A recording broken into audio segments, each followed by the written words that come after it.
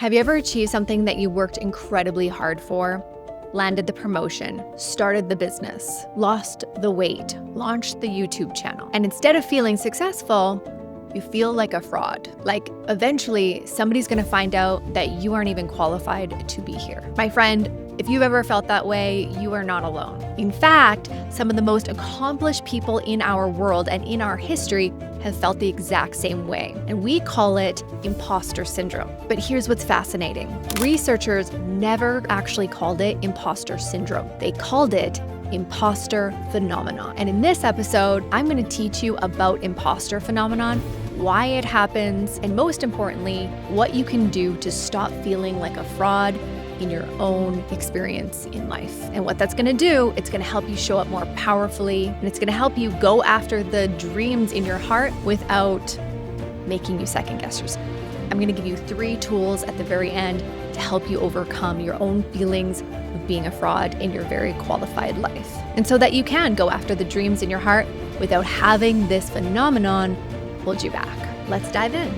Now, here's something that most people don't know about this. What we call imposter syndrome, and I'm sure you've heard that phrase for most of your life, was never intended to be called a syndrome at all. The term was first coined by 2 psychologists in 1978, Dr. Paul Clance and Dr. Suzanne Imes, and they called it imposter phenomenon, not syndrome, phenomenon. Now, here's the difference. A syndrome is a collection of medical symptoms that implies that there's something wrong with you, something that needs to be treated. But a phenomenon is simply something that happens to you that many people experience, but that we don't fully understand yet. And it doesn't mean that you're broken. It means that you're having a very human experience. And that distinction matters because as soon as your brain labels you as someone who has a syndrome, the temptation is for your brain to use that as evidence that there is something wrong with you. This is just who I am. This is just my imposter syndrome. But if it's a phenomenon, it means that something's happening to you, not that that something is you, right? And when we look at phenomenons, it's something that we can't quite explain, which is kind of cool, right? And if we look at the history and the evidence of all of the people in our past and in the present who have imposter phenomenon, it is a phenomenon because you look at these successful, wildly successful people and you think, there's no way they struggle with imposter syndrome. Like, how could that possibly be true? But it's a phenomenon. It's not a syndrome. And so before we go any further, let's talk about who else is in the room with you. We have Robin Williams, a Golden Globe, a Grammy Award, the love of literally millions of people. And he constantly and quietly felt like he was an imposter, like he was going to be found out. Maya Angelou, one of the most celebrated literary voices of her generation, she said, and I'm quoting her directly, "I have written 11 books, but each time I think, uh-oh, they're going to find out now. I run a game on everyone." Albert Einstein, I'm not even joking. Einstein referred to his own work, and I'm quoting, an unwitting swindle. These are not people who lack talent, credentials, or evidence to their greatness. They were some of the most accomplished human beings that have ever lived. And they walked around with that same quiet voice, I don't belong here. Somebody's gonna find out I'm a fraud. So if that voice has ever shown up for you, you are in extraordinary company. And over the years, I've come to realize that I am not unique to this. I've now coached hundreds of people on identity work, discipline, habit change, weight loss, business growth, transformation, relationships, you name it. And what I've discovered is that whether somebody's trying to lose weight, build a business, become a leader, or simply show up in their life differently in a more powerful way, the patterns that I see are remarkably similar. The moment my clients start embarking on becoming somebody new, their brain always pushes back. So I too have had my share of feeling like an imposter for most of my life. I grew up thinking that I was not smart. That was my primary program, my main identity. Underneath all of my other identities was this belief that I'm just not smart enough. And so anytime that I achieved something, I would always downplay it. And not just in a humble way. This was in a very, I have actually internalized this truth kind of way. It didn't matter who told me I was smart, who told me that I deserved something. It would always be bypassed by this main identity that I have that I'm just not smart enough. So they just don't know. And here's what's fascinating about the belief. It never stopped me from doing things and going after things, almost as though I was trying to find a way to prove to myself that I was smart enough. But it didn't matter what I accomplished. I still always had that deep down identity, that deep down belief. So when I was younger and I was starting to get better at squash and I became a professional athlete, even when I was taking matches from people who were seated above me, I would always find a way to downplay the win. I would say things to myself like, she must have had an off day, or that was lucky, not I trained hard for this. I competed and I won. My brain immediately went to, that didn't count. That was a fluke. And then university, kind of the same thing. When I got in, I thought, did they not look at my marks? They must have made a mistake. Not, I worked for this. I am smart enough to be here. And this, again, snowballed into all of the jobs and positions that I applied for and got after university as well. It was almost as though I was waiting for somebody to come tap me on the shoulder and be like, oh, yeah, sorry, we hired the wrong person. You're going to have to leave now. And then, of course, when I became a life coach and I got my first client, I kind of kept on thinking, like, when are they going to find out that I'm not good enough to be paid as a life coach? Here I was, certified, trained, and accumulated hundreds of coaching hours before I ever charged any of my clients. And I was still thinking, I don't think that I deserve to be paid. What if they find out that I'm not smart enough? And here's the thing. That program, those thoughts, they were never the truth. They were doing the very thing that my lower brain has been programmed and trained to do. And once I understood through life coach training and through the materials that I was consuming during this period of time, once I understood the neuroscience of this, everything changed. So here's the thing. Your brain is a prediction machine. Its entire job from a survival standpoint is to keep everything familiar, because familiar to your lower brain equals safety. Now, when you start to level up, when you win the match, when you get the job, when you get the promotion, when you switch careers to the job that you really want, your lower brain looks at that information, at the new identity, and registers, wait, that feels unfamiliar. I don't know if I have enough data to know if this is safe. And then it pulls you back. And the way that it pulls you back is by generating old, recycled thoughts. I don't deserve this. They're going to find out. I'm not prepared.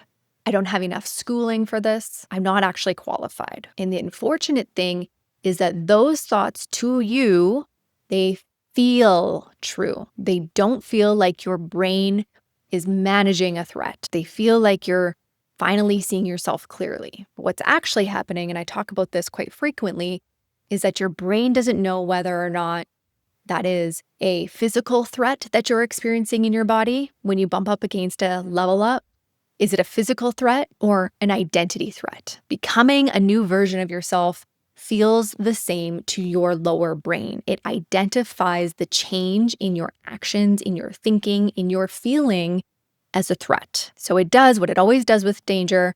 It tries to keep you small. It tries to keep you where it knows that you will survive, that you will be safe. The imposter phenomenon is not evidence that you don't belong. It's evidence that you are capable, that you are growing, that you are stepping into that next level version of yourself. And the bigger the growth, the louder that voice gets, the louder the resistance will feel. Okay, so what do we do with this? I've got 3 tools for you. So tool number 1 is to name it. I know this is simple and repetitive from some of the other tools that I gave you, but stay with me. When the voice shows up, the one that says, you don't belong here, you're such a fraud, they're going to find you out, who do you think you are? Most people do one of 2 things. They ignore it, they push through, and they think, yes, I agree, and I'm going to just put that aside, and they just continue going on.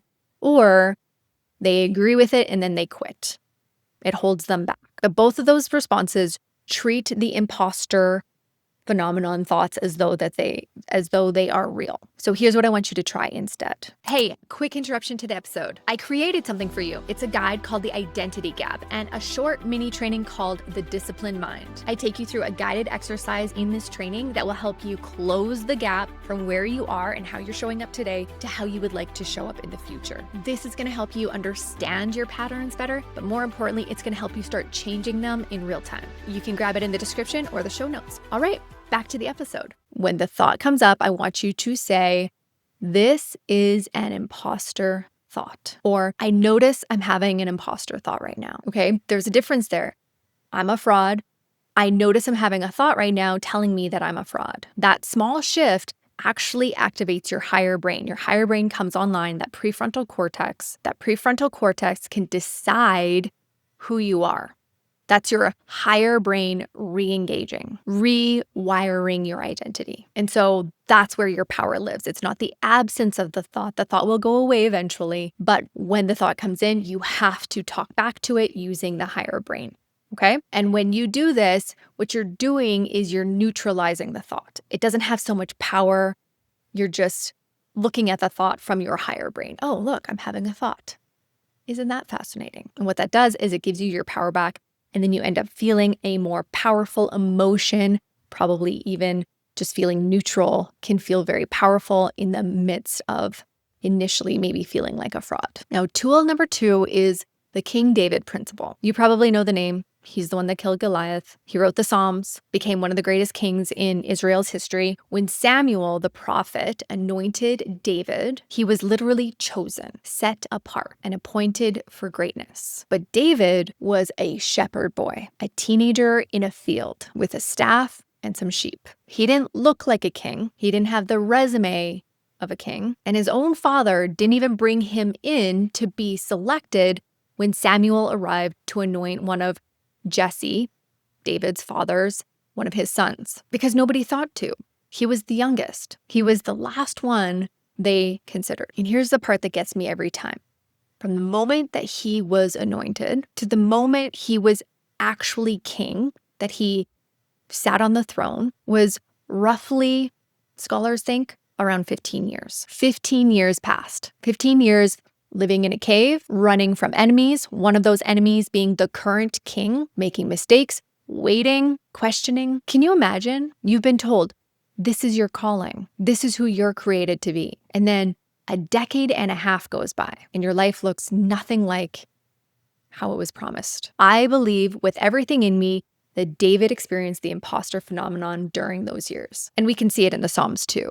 The question was never whether the anointing was real. The question was whether David was willing to show up in his decisions, his mentality, his identity like a king, even when the world was not reflecting back to him that that's who he was. And he did. So here's the principle I want you to take from that. The anointing comes before the evidence. Your assignment that you know is inside of you to become more than who you are today, it comes before your brain has the ability to catch up with it. And the gap in between, the discomfort, the doubt, the who am I to be this person? It's not a sign that you're in the wrong story. It's a sign that that's what your journey is meant to look like. The imposter feeling that David felt didn't disqualify him from his calling. So don't let it disqualify you from yours. And tool number 3 is to feel it first. And this one ties into the neuroscience that we talked about earlier. There is a teacher, and many of you are familiar with this teacher from the earliest 20th century named Neville Goddard. And he was a mystic who taught on one thing, the power of your own consciousness to shape your reality. And specifically, the power of feeling, which is why I really enjoy his work so much. But his entire teaching came down to this. You become a new version of yourself by practicing the feeling of being that person right now before any of the evidence shows up. And he called it living in the end result, not pretending, not fake positive thinking, actually sitting in the state of the person that you are becoming on purpose until your brain starts to recognize that state as home. And my friend, decades after Neville teaching this, neuroscience has caught up. We now know that the brain does not fully distinguish between a vividly imagined experience and a real one. The same neural pathways fire and the same emotional states are activated. This is why some days I can think about a terrible thing happening to my kid and I can visualize and picture it so clearly, and then suddenly I'm weeping and this terribly awful scenario hasn't even happened. But my body is reacting in a way as though it has happened. I'm sure that you've done this too if you've had children. So to bring this home, when you practice being the version of you that belongs in that room over and over again, your lower brain starts to build a map, a new familiar, a new safe. The imposter syndrome loosens its grip not when you've accumulated enough evidence. It loses its grip when you change who you believe you are. My friend, you are not an imposter. You are someone whose brain has just not caught up quite yet. And that is just a timing problem. And good news, timing problems can be solved. That's actually why I created the accelerator, to accelerate the progress between you becoming the version of yourself that you are today and the version of yourself that you want to become. And if you want to learn more about that, the description is in the show notes. All right, my friend, that about sums it up. Here's what I want you to walk away with today. Imposter phenomenon is not a sign that you don't belong. It's a sign that you're stretching, a sign that you're growing. Your lower brain is registering that growth as a signal to back away. And when it gets activated, you start to have those imposter thoughts. I'm an imposter. I'm a fraud. Who do I think I am that I can achieve this? It'll never work out anyhow. Those are not evidence of truth. Those are just evidence that you're about to step into the calling over your life. Name the thought and don't become it. Show up to your calling before the evidence, just like David did, and start practicing the feeling of being who you are destined to become, because your brain will follow. Now, if you want to go a little deeper, go get your hands on the mini training. And if you enjoyed this video, be sure to check out these next 2 videos. Hit subscribe if this episode resonated with you. I'm on here weekly teaching you something new to help you live the 4 good life. And if you really want to make my day, please leave me a comment. I genuinely love and read every single one of the comments that comes in. And drop a comment in there that tells me what is one imposter syndrome thought that comes up for you and where does it show up for you in your life. I would love to hear. All right, I'll see you in next week's episode. Bye-bye.